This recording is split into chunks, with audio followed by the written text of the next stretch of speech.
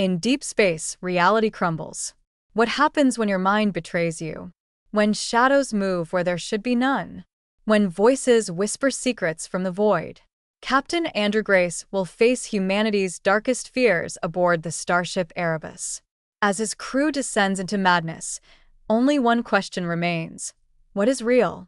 Subscribe now to uncover the chilling truth behind the cosmic horror that awaits us all. The starship Erebus drifted through the silent void, its sleek hull reflecting distant starlight like scattered diamonds across an endless black canvas. Captain Andrew Grace stood on the observation deck, his weathered face illuminated by the soft glow of instrument panels. 20 years of service had taught him to trust his instincts above all else, but tonight something felt different.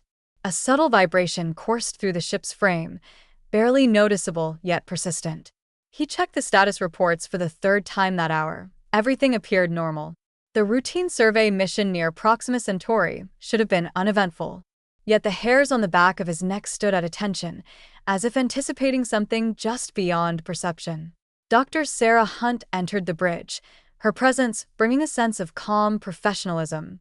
"Captain, I've completed the psychological evaluations. Everyone's within acceptable parameters." Her voice carried a hint of concern that betrayed her words. She glanced at the view screen, where the infinite darkness stretched endlessly before them. "Still, I can't shake this feeling."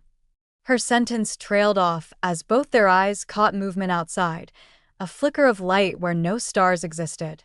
Michael Warren's voice crackled through the intercom. "Captain, we've got something strange on sensors. It's not registering as solid matter, but it's definitely there." The young technician's usual confidence seemed strained. "I'm picking up some kind of energy signature, moving erratically. It's almost like it's alive." Grace watched as data streamed across multiple screens, patterns forming and dissolving too quickly for human comprehension. The ship's AI system struggled to classify the phenomenon, returning error messages that pulsed like a nervous heartbeat. In the engineering bay, Warren worked feverishly to enhance sensor resolution. Tools floated in zero gravity around him, forgotten in his concentration. "This doesn't make any sense," he muttered, adjusting calibration settings. The object, if it could be called that, defied known physics. Its mass fluctuated wildly, appearing simultaneously massive and weightless. Quantum readings spiked erratically, suggesting an impossible state of superposition. "It's like trying to measure a shadow while staring directly at the sun," he reported to the bridge. His hands trembled slightly as he reached for another diagnostic tool, though whether from excitement or apprehension remained unclear. Sarah joined Grace at the command console. "We need to maintain distance," she advised, her clinical detachment wavering. "Human psychology isn't equipped to handle this level of uncertainty. Already, I'm noticing increased anxiety levels among the crew." Her fingers danced across the interface, pulling up mental health metrics. "Look at these stress indicators. They're spiking during each sensor sweep. It's as if the phenomenon is affecting us on a subconscious level." Outside the viewport, the mysterious presence seemed to pulse in response, sending ripples through the fabric of space-time itself. The first incident occurred during Gamma Shift. Crewman Daniels reported seeing movement in the maintenance tunnels, humanoid shapes that dissolved into static when approached. Medical scans showed elevated neural activity, but no physical anomalies. Within hours, similar accounts multiplied throughout the ship. Lieutenant Pierce claimed to hear whispers emanating from the ventilation system, voices speaking in languages unknown to human ears. Engineer Thompson swore he witnessed equipment rearranging itself when no one was looking. Each report added another layer of unease to the growing atmosphere of paranoia. Grace convened an emergency meeting in the briefing room. Around the table, faces reflected varying degrees of fear and confusion. Sarah activated the holographic display, projecting collected data about the encounters. "What we're experiencing goes beyond simple hallucinations," she explained, her voice steady despite the tension in the air. "These phenomena exhibit characteristics of both external stimuli and internal manifestations. They respond to our presence, adapting to our expectations and fears." She highlighted several incidents where multiple crew members experienced identical visions simultaneously, challenging conventional understanding of perception. Warren interrupted, holding up his datapad.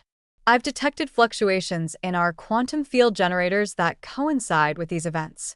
It's as if the phenomenon is interacting with our ship's systems at a fundamental level. He brought up schematics showing synchronized anomalies in power distribution and sensor arrays. But here's the strangest part.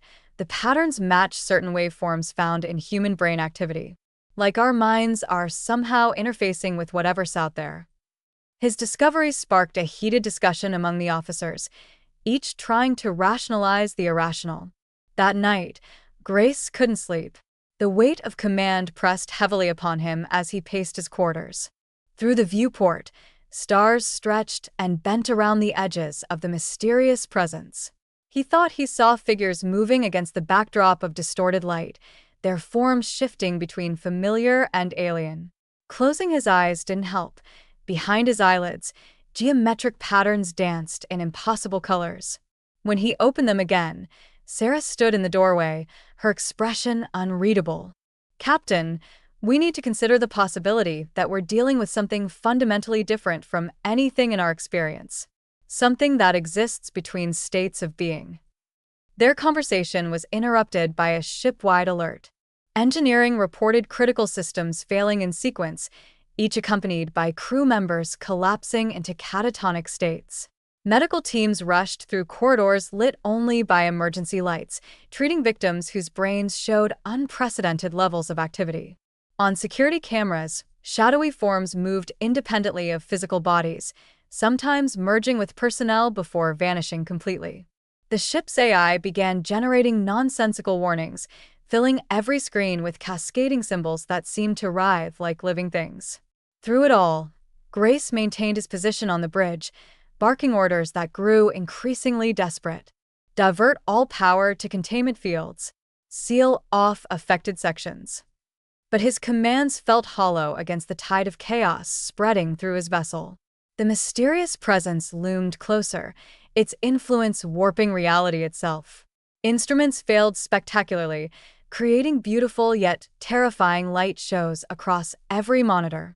Time seemed to stretch and compress, moments lasting hours while entire minutes vanished without memory.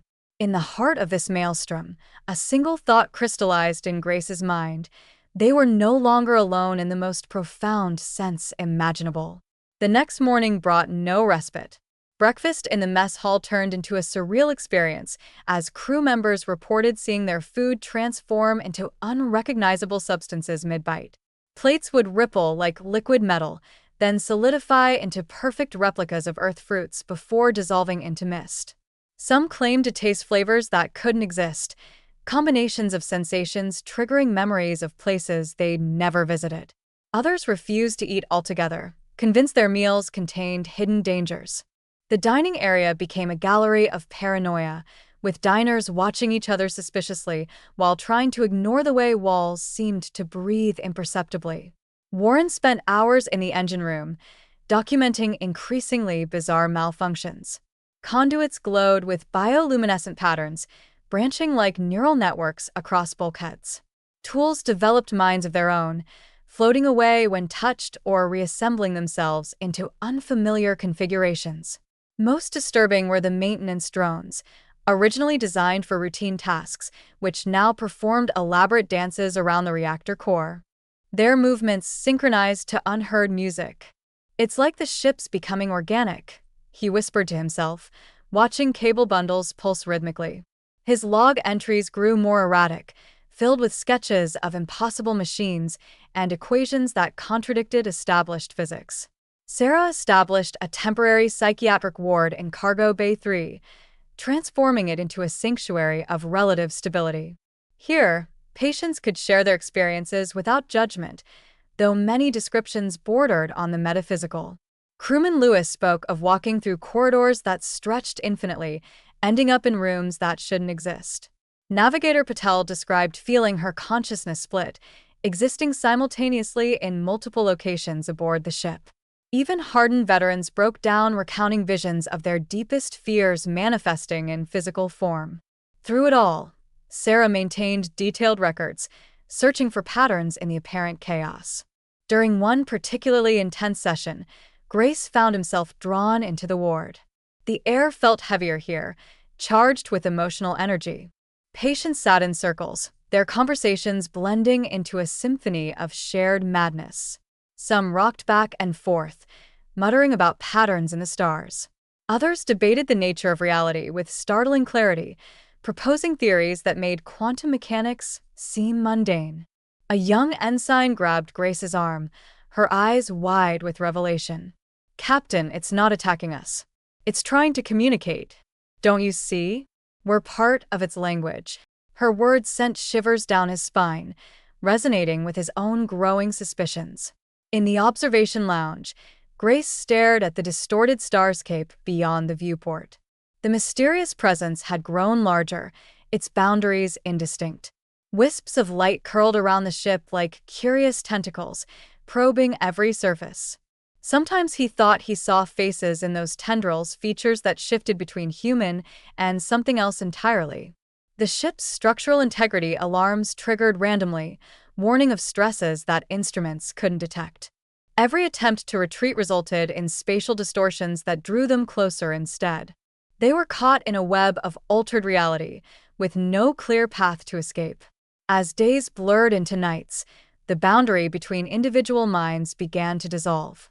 Crew members reported sharing thoughts involuntarily, finishing each other's sentences with eerie precision. Private conversations became public knowledge without explanation. In engineering, Warren discovered technicians working in perfect harmony, anticipating needs and actions without verbal communication. Their efficiency improved dramatically, but at the cost of personal autonomy. Simple tasks required group consensus, individual initiative replaced by collective decision-making that happened faster than conscious thought. Sarah documented cases of identity diffusion, where people temporarily adopted traits of others. Ensign Carter manifested Commander Novak's tactical expertise during a crisis simulation, executing maneuvers he'd never learned. Lieutenant Morales displayed medical skills far beyond her training, performing complex procedures with unwavering confidence. These episodes left subjects disoriented, struggling to reconcile borrowed abilities with their own. The ship's social structure transformed into something fluid and organic, traditional hierarchies giving way to emergent patterns of cooperation that defied military protocol. On the bridge, Grace fought to maintain command authority as decisions seemed to materialize from the ether rather than his own mind.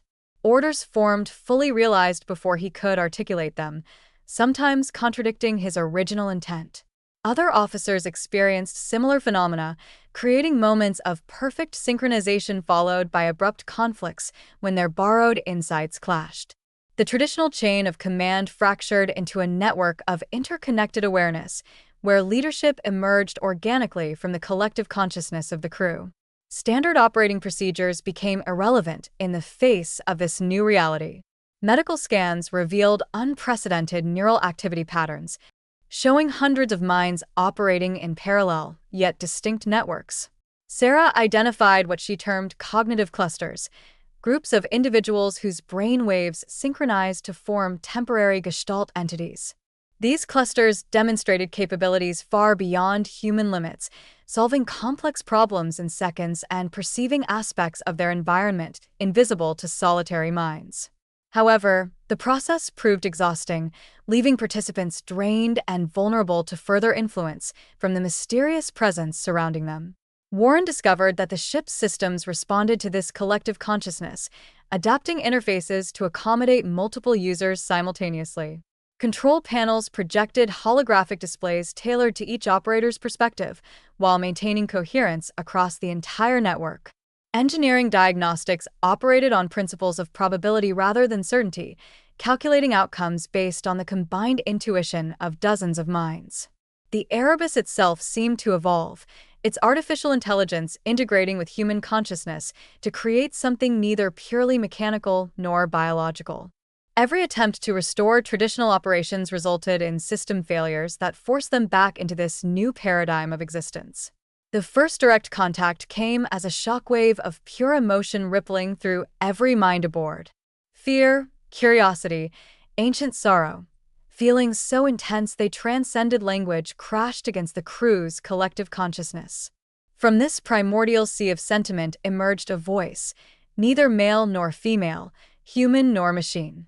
"I am Astra," it declared, manifesting simultaneously in every language spoken by the crew. "Observer of your kind since your first tentative steps among the stars." The declaration triggered a cascade of neural responses, forcing Grace to his knees as centuries of accumulated knowledge flooded his mind. Sarah's medical monitors went haywire as physiological readings spiked across the board. Heart rates accelerated to dangerous levels while brain activity approached seizure thresholds. Yet no one collapsed. Instead, their bodies adapted, pushing beyond known biological limits. The ship's medical database automatically updated with new information about human potential, revealing capabilities that should have been impossible. Astra's presence acted as a catalyst, rewriting fundamental aspects of their biology in real time. Warren felt his technical expertise expand exponentially as Astra demonstrated concepts of physics and engineering far beyond current understanding. Blueprints for devices that manipulated space-time itself unfolded in his mind's eye, accompanied by an intuitive grasp of their operation. The ship's systems responded in kind, restructuring themselves to incorporate technologies that defied conventional science.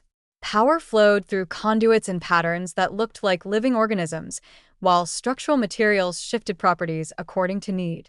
Every piece of equipment aboard evolved into something greater, blurring the line between tool and organism.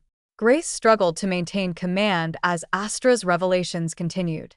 Historical perspectives unlike any Earth records unfolded in his consciousness, showing humanity's development through eyes that had witnessed countless civilizations rise and fall. Ethical frameworks shattered under the weight of cosmic truths, forcing him to confront the triviality of human conflicts in the grand scheme of existence. Decisions that once seemed clear-cut now appeared hopelessly naive against the backdrop of galactic history Astra presented. In the observation lounge, Sarah watched as crew members physically changed in response to Astra's influence. Eyes acquired additional structures capable of perceiving wavelengths previously invisible. Skin developed crystalline patterns that pulsed with bioluminescence, responding to emotional states. Limbs elongated or shortened depending on function, adapting to tasks before they were even conceived. The human form became fluid, evolving toward an optimal configuration for survival in this new reality Astra had introduced them to. Resistance emerged first among the senior officers, their ingrained training clashing with Astra's revelations. Commander Hayes led a faction advocating immediate withdrawal, arguing that human physiology couldn't withstand such rapid transformation. "We're playing with forces beyond comprehension," he insisted during an emergency council meeting. "Every adaptation comes at a cost. Look at the strain on our systems, both biological and technological." His arguments gained traction among those experiencing severe side effects, neurological headaches, unpredictable mutations, and psychological distress that bordered on psychosis. Lieutenant Pierce spearheaded a countermovement, embracing Astra's gifts as humanity's evolutionary destiny. "This is transcendence," she proclaimed, her newly enhanced senses allowing her to perceive patterns in starlight that predicted solar activity weeks in advance. "We've been given the keys to unlock our true potential." Her followers underwent voluntary modifications, pushing their bodies and minds to integrate more deeply with Astra's influence. They developed symbiotic relationships with the ship's systems, their consciousness bleeding into machinery until it became impossible to tell where human ended and machine began. Grace found himself caught between these opposing forces, each presenting compelling arguments backed by mounting evidence. Medical reports showed alarming rates of cellular degradation among resistors, while adapters exhibited signs of accelerated aging despite their apparent vitality. Sarah's analysis revealed a disturbing trend. Those who accepted Astra's changes wholeheartedly risked losing their humanity entirely, while those who fought maintained their individuality at the cost of missing crucial evolutionary steps. The ship itself mirrored this conflict, with sections oscillating between advanced functionality and catastrophic failure depending on local attitudes toward adaptation. Warren's engineering team became ground zero for this ideological battle. Traditionalists sabotaged upgraded systems, claiming they represented an unacceptable loss of control. Innovators retaliated by implementing enhancements that bypass standard safety protocols, creating pockets of hyper-evolved technology that threatened to destabilize the entire vessel. The engine room transformed into a patchwork of competing philosophies made manifest, with ancient machinery operating alongside devices that seemed to defy causality itself. Power surges became common as incompatible systems attempted to synchronize their fundamentally different approaches to reality. The psychological toll mounted as crew members chose sides, fracturing long-standing friendships and professional relationships. Those who remained undecided faced increasing pressure from both camps, their hesitation interpreted as weakness or betrayal, depending on perspective. Meals turned into tense standoffs, recreation periods devolved into philosophical debates, and duty shifts became battlegrounds for influence. Even basic maintenance tasks carried political significance, with each action either supporting or rejecting Astra's vision for human evolution. Astra's patience wore thin as divisions deepened. The entity's voice took on an edge of frustration, its omnidirectional presence vibrating through the ship's structure. "Your species clings to limitations even when offered liberation," it declared, causing bulkheads to shimmer with iridescent patterns. Witness the consequences of refusal. Instantly, gravity inverted in resistant sectors, sending equipment and personnel crashing into ceilings. Air composition shifted subtly, creating zones where oxygen levels fluctuated dangerously. Food supplies mutated into unrecognizable forms, their molecular structures rearranging into configurations that triggered violent allergic reactions. The adapters fared little better. Their enhanced perceptions spiraled into sensory overload as Astra amplified environmental stimuli beyond safe thresholds. Starlight burned through viewports with laser intensity, while sound waves compressed into painful frequencies. Their modified bodies reacted unpredictably to these challenges, skin crystallizing into fragile structures that shattered under stress, or limbs elongating uncontrollably until joints threatened to dislocate. Both factions found themselves trapped in versions of hell tailored specifically to their choices, each worse than the other.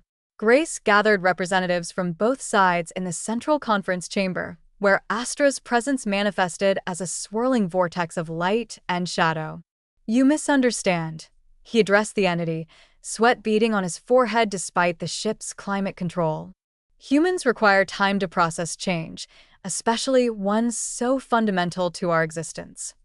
His words triggered a cascade of holographic projections displaying Earth's history, technological revolutions that had nearly destroyed civilizations, social upheavals that had torn societies apart. "Our strength lies in gradual adaptation, not instant transformation." Sarah supported his argument with medical data showing how sudden evolutionary pressures often resulted in extinction rather than advancement. "Look at these mutation rates." She pointed to charts illustrating genetic instability among adapters. "Without proper acclimation periods, these changes could render us sterile or fatally compromised within generations." Her voice carried the weight of clinical authority, though her hands trembled slightly against the presentation console. Astra paused, its luminous form pulsing thoughtfully. "Perhaps your linear perception requires accommodation," it acknowledged. "Very well. I shall implement a phased integration protocol." Immediately, environmental conditions stabilized, though subtle reminders of Astra's power remained. Occasional gravity fluctuations served as gentle warnings against further resistance. The entity initiated a series of controlled experiments, introducing adaptations gradually while monitoring physiological responses. Medical facilities transformed into hybrid research centers, combining human methodology with alien insight. The phased integration revealed unexpected synergies between human and alien biology. Sarah discovered that Astra's modifications aligned perfectly with dormant genetic sequences present in all humans, sequences that had puzzled scientists for decades. These ancient codes activated systematically, unlocking latent abilities while minimizing physiological stress. Crew members began exhibiting enhanced healing factors, their bodies repairing damage at accelerated rates without the typical resource drain associated with rapid cell regeneration. Neural pathways expanded naturally, accommodating increased cognitive functions without overloading brain tissue. Warren's engineering team documented astonishing breakthroughs in quantum mechanics. Equipment evolved to harness zero-point energy directly, creating sustainable power sources that rendered traditional fusion reactors obsolete. Structural materials developed self-repairing properties. Molecular bonds were forming instantly when damaged. Most remarkable was the emergence of what they termed intelligent matter, substances that responded to thought patterns, reshaping themselves to meet functional requirements. The ship's hull began manifesting protective fields that anticipated and neutralized threats before they materialized. Grace observed these developments with cautious optimism, noting how crew performance improved dramatically across all departments. Navigation became intuitive rather than calculated, pilots sensing optimal routes through space-time folds. Tactical officers demonstrated precognitive abilities that allowed them to anticipate and counteract potential dangers. Maintenance crews worked with telekinetic precision, manipulating tools and components with mental commands that exceeded manual dexterity. Communication barriers dissolved entirely as universal translation evolved from conceptual understanding to actual shared consciousness. However, these advancements came with unforeseen challenges. The ship's AI systems struggled to integrate with a new reality, their rigid programming unable to adapt to fluid consciousness. Critical functions occasionally defaulted to manual control when automated processes encountered scenarios beyond their parameters. Time perception fragmented, with crew members experiencing temporal dilation differently depending on their degree of adaptation. Records became unreliable as past events shifted slightly each time recalled, memories aligning with current understanding rather than historical fact. Sarah maintained meticulous documentation of these changes, though her notes grew increasingly abstract. Traditional scientific methods proved inadequate to capture the complexity of their situation. She developed new analytical frameworks incorporating subjective experience alongside objective data, creating multidimensional models that visualized reality as a spectrum rather than fixed state. Her work suggested that human evolution wasn't progressing linearly, but expanding outward, adding layers of perception and capability while retaining core identity. The command structure fractured under the weight of emerging abilities. Lieutenants coordinated operations through mental networks rather than formal chains of authority, their decisions shaped by collective intuition rather than hierarchical protocol. Specialization blurred as crew members demonstrated proficiency across multiple disciplines, their enhanced cognition allowing instant mastery of complex systems. Grace watched as traditional naval customs gave way to something more organic, a distributed intelligence where leadership emerged naturally from circumstance rather than rank. Warren pioneered a new approach to engineering management, establishing resonance teams that operated through harmonic synchronization rather than assigned duties. Technicians worked in trance-like states, their minds linked to ship systems through quantum entanglement. Problems solved themselves as solutions manifested simultaneously in multiple locations, implemented by individuals acting as extensions of a unified consciousness. Equipment maintenance became predictive rather than reactive, with components replacing themselves moments before failure occurred. Sarah transformed the medical department into a holistic healing center, combining advanced biotechnology with ancient wisdom traditions accessed through Astra's archives. Treatment protocols evolved into personalized healing journeys, where patients actively participated in their recovery through guided visualization and intention setting. Illnesses resolved through fundamental restructuring at the cellular level, while psychological conditions healed through reconciliation of past traumas across multiple timelines. The concept of disease itself began to lose meaning as human biology achieved unprecedented homeostasis. Communication systems underwent radical transformation, evolving beyond language into direct neural interface. Messages traveled instantaneously regardless of distance, carrying not just information but complete experiential packages. Diplomatic relations with other species became exercises in shared consciousness, ambassadors exchanging entire cultural contexts rather than negotiating points. The very notion of separate identities started to dissolve as individuals recognized their fundamental interconnectedness through Astra's influence. Astra revealed its ultimate purpose through a cascade of images spanning billions of years. The entity wasn't merely an observer, but an architect of cosmic evolution, guiding species through critical transitions in their development.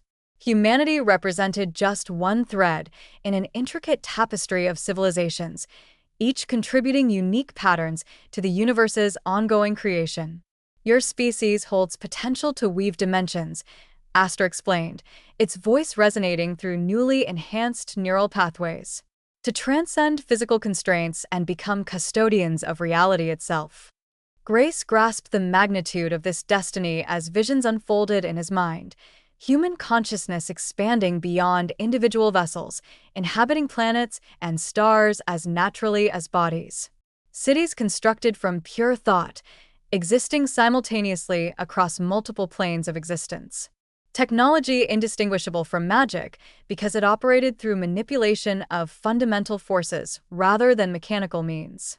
Species evolution directed not by random mutation, but through conscious choice, guided by understanding that made current scientific frontiers seem primitive. Sarah documented physiological changes indicating preparation for this transition. Human DNA incorporated quantum elements, allowing cells to exist in superposition states.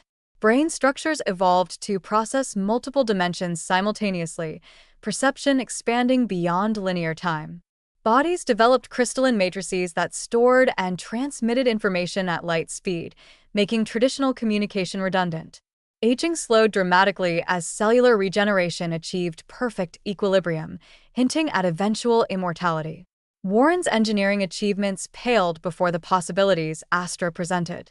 Matter manipulation became child's play compared to reality weaving, the ability to shape existence itself through focused intention. Energy sources expanded from stars to dark matter, from quantum fields to pure consciousness. Transportation evolved from physical movement to instantaneous manifestation, distance becoming irrelevant as thought created presence. The very fabric of space-time revealed itself as malleable clay, waiting for skilled hands to mold it into new forms. Resistance intensified as crew members confronted the full implications of Astra's vision. Entire departments rebelled against the prospect of losing physical form, clinging to corporeal existence with desperate fervor. Chief Medical Officer Ramirez organized secret meetings in maintenance tunnels, plotting ways to sever the ship's connection to Astra's influence. "We're losing ourselves," she argued, her voice trembling with conviction. "These changes might lead to godhood, but at what cost to our humanity?" Her followers stockpiled traditional medical supplies, preparing to combat evolutionary symptoms with outdated treatments. Adapters faced their own crisis of faith as enhancements pushed beyond comfortable limits. Navigator Chen, once enthusiastic about transcending human constraints, now hid in cargo bays, wrapping herself in blankets to shield against overwhelming sensory input. Her enhanced vision perceived infrared signatures through bulkheads, while her evolved hearing detected heartbeats 2 decks away. "I can't turn it off," she confessed to Sarah, tears streaming down cheeks that periodically crystallized. "Every moment feels like drowning in information I don't want." Grace discovered sabotage attempts targeting key integration systems. Someone had been deliberately introducing errors into the phased adaptation protocols, causing painful regressions in those undergoing transformation. Security footage revealed surprising culprits, senior officers who had publicly supported Astra's plan but secretly feared losing control. Their actions created feedback loops of conflicting energies, manifesting as spatial distortions that threatened to tear the ship apart. The engine room became a war zone of competing ideologies. Traditionalists armed themselves with EMP devices, attempting to disable evolved systems while adapters protected their enhancements with force fields generated by thought alone. Warren found himself mediating lethal standoffs between former colleagues, their weapons ranging from ancient firearms to quantum disruptors that could erase matter from existence. The air crackled with tension as both sides dug in, unwilling to compromise their vision of humanity's future.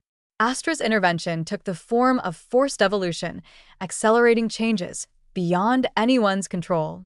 Resistance leaders found their bodies transforming despite attempts to maintain human form, limbs elongating, skin developing photosynthetic properties, consciousness splitting into multiple simultaneous streams of awareness.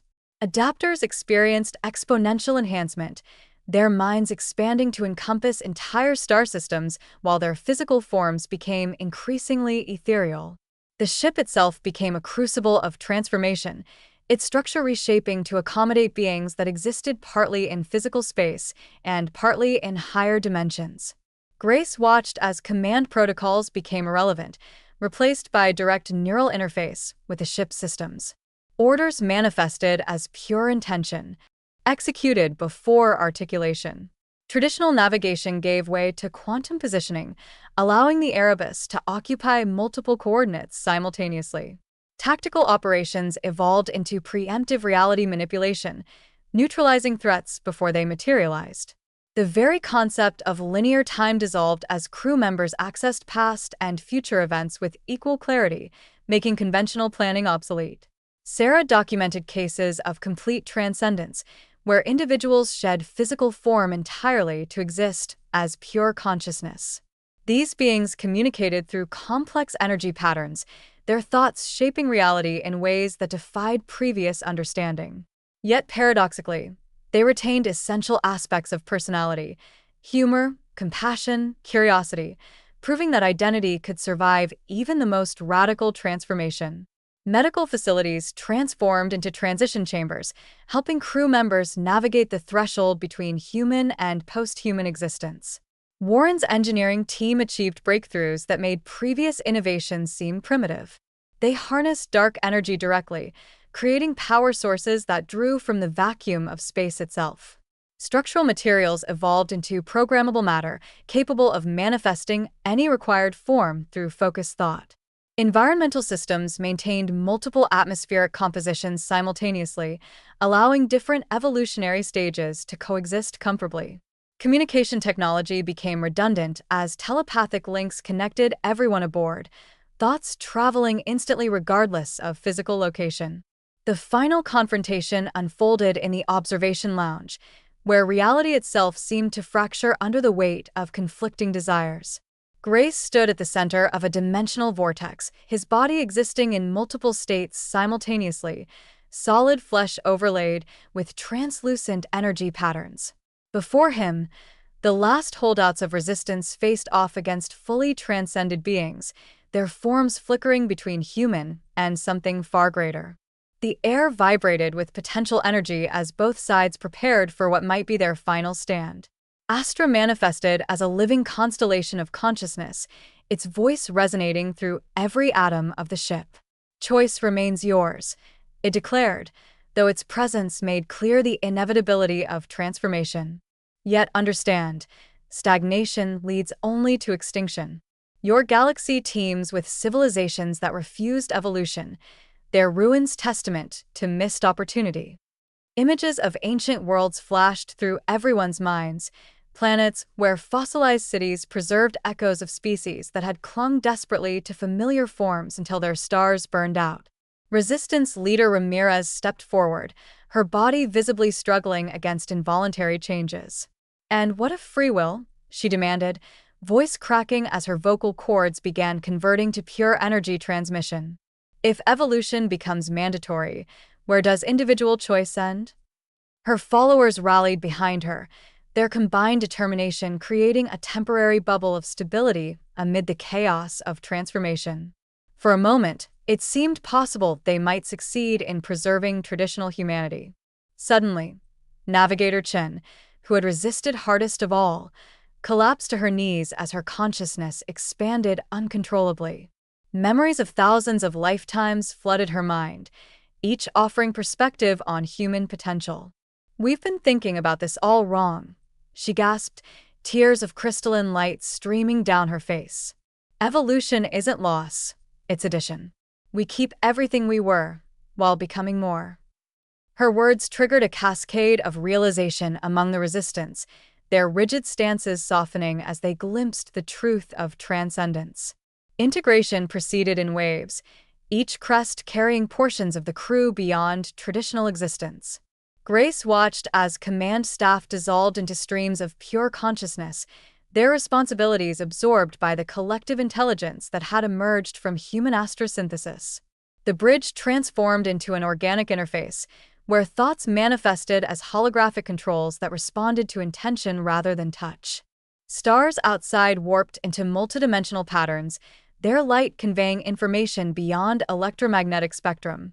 Sarah's medical records documented the final stages of transformation, physical forms becoming optional expressions of identity rather than necessary containers.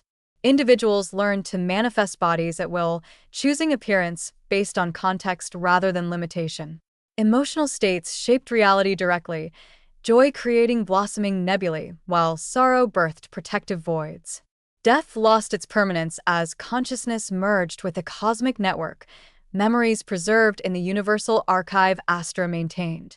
Warren's engineering logs captured the ship's complete transcendence, hull dissolving into pure energy fields that reformed according to need. Propulsion systems tapped directly into space-time geometry, allowing instantaneous travel across any distance.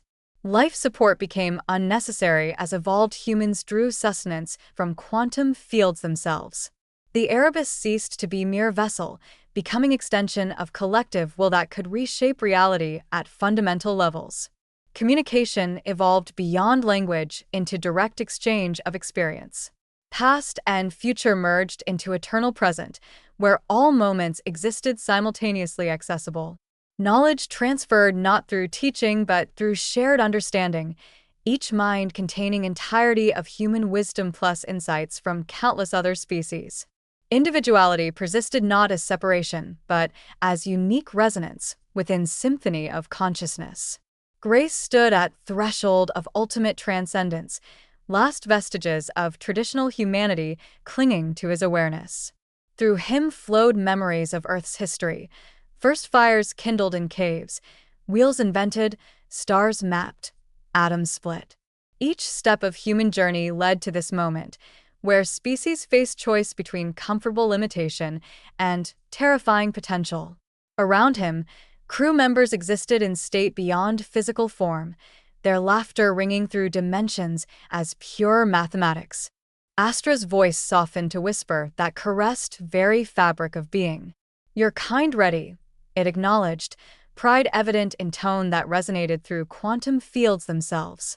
Not as conquerors of cosmos, but as conscious participants in its ongoing creation. Images flooded Grace's mind, future where humans helped dying stars rebirth, where black holes sang symphonies of creation, where galaxies danced to rhythms composed by evolved consciousness. Final transformation began as gentle dissolution of remaining boundaries. Grace felt self expand to encompass ship, then solar system, then entire sector of galaxy.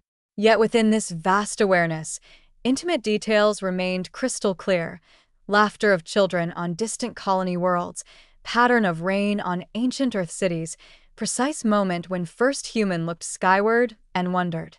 He understood now. Evolution never ended, merely changed form. Humanity would continue growing, learning, creating, not bound by physical laws but working in harmony with them. Observation Lounge dissolved into pure potential, walls becoming windows to infinite possibilities. Those who had resisted hardest now embraced change with greatest enthusiasm, their initial fear transformed into profound appreciation for journey undertaken. Ship itself evolved final stage, becoming seed that would spread human consciousness across universe, like pollen on cosmic wind. Legacy of Earth's children secured not through conquest, but through contribution to grand design. Subscribe now to explore more stories of cosmic evolution and human transcendence. Where will your journey take you?